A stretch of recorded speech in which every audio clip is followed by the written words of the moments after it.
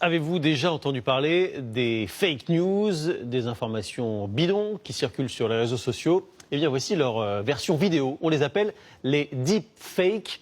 Et on s'arrête ce soir sur ce phénomène pour vous apprendre à les reconnaître et à vous en méfier. Bonsoir Yannick Hézard. Bonsoir. Alors dites-nous d'abord un peu plus en détail, c'est quoi exactement un deepfake? Eh bien, pour bien comprendre, regardez attentivement cette vidéo. Bonjour la France. J'ai choisi de m'adresser à vous aujourd'hui en français pour vous annoncer une grande nouvelle. J'ai décidé d'être candidat à l'élection présidentielle en France en 2022. Ensemble, we will make France great again.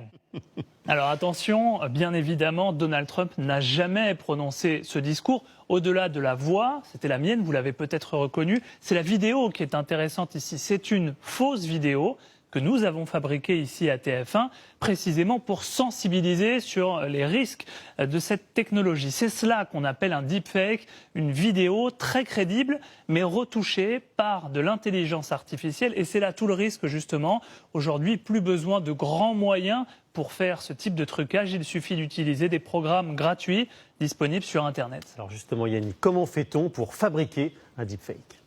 Alors concrètement, l'ordinateur va d'abord scanner mon visage qu'il va prendre comme modèle. Il va mémoriser parfaitement tous les micro-mouvements que j'effectue lorsque je parle. La deuxième étape, c'est qu'il va faire exactement la même chose avec le visage du président américain. Et ensuite, pendant des heures, il va avoir besoin de s'entraîner pour faire correspondre parfaitement tous ces micro-mouvements. Et le résultat, le voici. Une fois bien entraîné, le logiciel fait correspondre en temps réel tous les mouvements de mon visage sur ceux du président américain. Il ne reste plus qu'à modifier la voix pour rendre le résultat quasi parfait.